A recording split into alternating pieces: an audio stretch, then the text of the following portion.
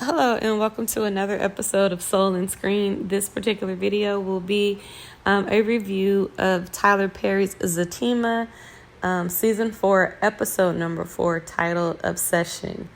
So let's just get straight into it. I'm watching this episode and it picks up again from inside of Zac and Fatima's home when everybody was coming in for the dinner that Fatima had arranged for everybody. And Preston brings in Deja as his date. The conversation is basically Fatima is telling Deja to leave, and Deja is like, I'm here on a date, and I'm only gonna leave if Preston want me to leave. And Fatima is like, no, you about to get up out of here if I got to kick you out. And again, Preston is acting like he didn't know that there was an issue, although, like I said before, Deja had mentioned that, Fatima don't even really deal with her like that. And then Fatima had kind of already said something to him. So unless he kind of just having, I don't know, I don't know why he just all of a sudden can't remember what happened just a couple of days ago, but, or months ago in this case, because, the funeral was like 4 months ago. So I guess some time could have lapsed, and maybe he didn't really kind of understand what the issue was between Deja and Fatima. But it's really kind of hard for me to believe that Zac hasn't said anything in this time. So anyway, I don't really like how that storyline is coming together, like how they're forcing Deja and Preston together. And then I also did not like how Fatima went from 10 ready to whoop Deja complete and entire tail from oh well, you a doula, so I was looking for a doula, so let's go ahead and I guess you can stay for Preston. So, I don't really like forced scenes or trying to force the relationships in writing. Like, I get, the writers do the best that they can with the monies and things that they are allotted to help produce the show and things like that. And I don't know if that would have changed anything, but me, as a writer, I don't really like forced relationships. I like to see things happen organically.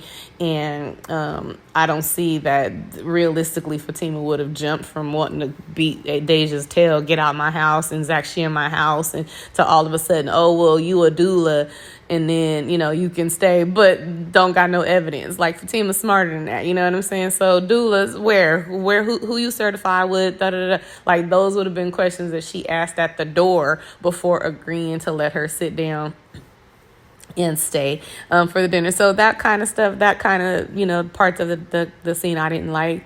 I do like the realness that when she was like, Zac, and Fatima was like, where my gun, that kind of thing, because that's real, that's authentic. Like, I don't like you anyway, and let's keep it real. Like, Fatima has already threatened to beat Deja's tail over flirting with Zac anyway, and so now you coming in my house calling my man Zachy and stuff. Like, so anyway, that was the realistic part of the conversation. As you fast forward into the scene, they are all talking about what's getting ready to happen with the business, and how Fatima, Zac is like, Fatima don't have to work full time, because Angela made a comment like, my girl is working full time and carrying and creating a whole human being in her body and all that kind of stuff. And Zac is like, well, she don't got to work full time. And Fatima's like, Zac, I love my job, and so he's like, I know it's gonna be Benson, Leland, and Taylor or something like that soon, meaning Fatima gonna be partner soon. And she's like, that's the plan. And so they do that, and then they kind of get somehow into relationship conversations where Angela Preston basically tells Deja that he's not emotionally available right now, because Deja keeps trying to push up on Preston, and he's like, we got a student-teacher relationship only because he's teaching her how to ride a horse. And she's like, he's like, I told you that I'm emotionally unavailable, meaning he don't want no relationship. So that opens the door for Angela to kind of say the same thing. She's like, I know what you mean. I'm the same way. I'm emotionally unavailable. And Zac is like, is you hearing this, Bryce? Like, is you clocking what she's saying? And he's like, oh, I didn't know that. And, so then they kind of get into it because he ends up saying that that's the reason why he been at her house and doing all this kind of stuff. And she let him have it because she said, oh, I thought you was doing that out of the kindness of your heart. Like, I didn't know, or just to be, because you a friend, because I told you that we could be friends. So I didn't think he was trying to get with me. And Zac was like, come on, Angela. He's lovesick, and that's the reason why he's doing all of that. And then Fatima had to tell him, real talk, Bryce, like, you shouldn't have said that you were willing to be her friend if you couldn't just be her friend. And so he's like, you're right. And they kind of move on from that conversation. And kind of escalates where she starts asking, Deja finally about her credentials supposedly as a doula. And turns out Deja ain't did nothing but help somebody hold somebody's hand at the strip club while they was giving birth. So basically Fatima like get out, and so that ends the dinner party.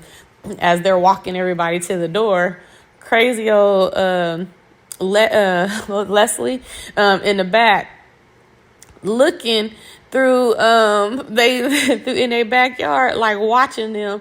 And then she just flips out and like, Fatima's still in my family. She stole my friends. And I'm trying to figure out like what family she steal from you. But I guess when you cray, like, by Malachi not wanting her, is it Lindsay or is it Leslie? I can't remember her name on the show at this point.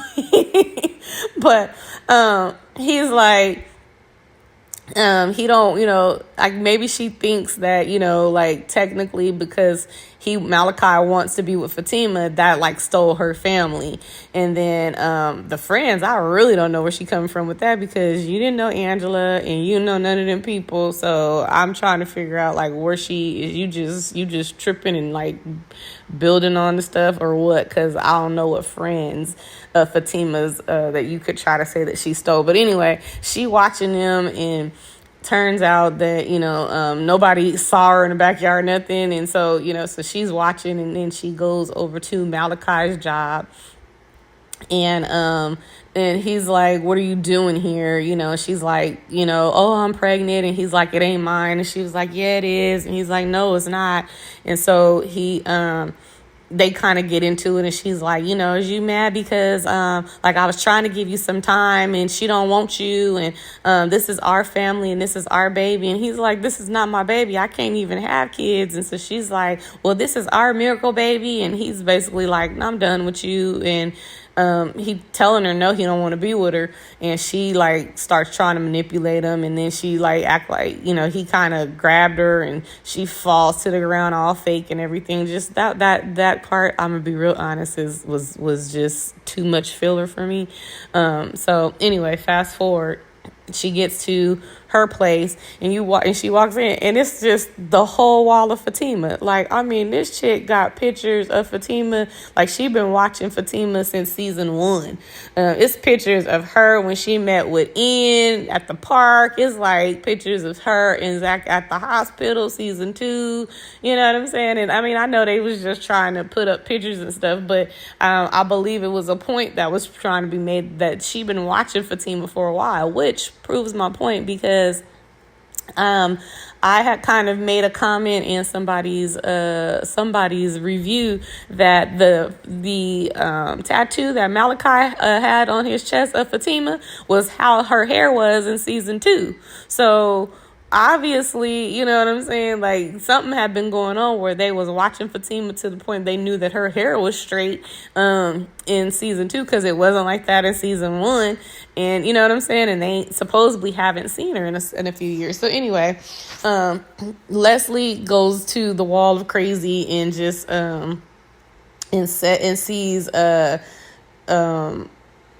it's kind of, we just see this huge collage on this wall, and it says Fatima at the top. And then in the process, I think you skip back and it goes to the next episode, next scene, which is kind of just back at Zac and Fatima's, and they are upstairs and they in bed, and they having sex and stuff like that. And Zac is supposedly, he's handling his business with Fatima, and she's like, that's nice. And then he like starts playing because he can't see her face. And then she's like, just get up, And so she's just like, the mood is gone. And so he's like, you mad? And she's kind of like, yeah, I am still mad. And so he starts talking to her, and he's just like, babe, I'm trying to build. And she's like, yeah, but we supposed to be building something here too. And I just need you to prioritize, like make a commitment, keep your commitments. And he's like, so you don't think I'm committed to you and the baby? And she's like, I didn't say that. What I am saying is, like, I think she said, like, keep your promises and make sure you making time for your family. And, it kind of hit him that, yeah, he do need to prioritize. And so he, he tells her he's going to put his phone away.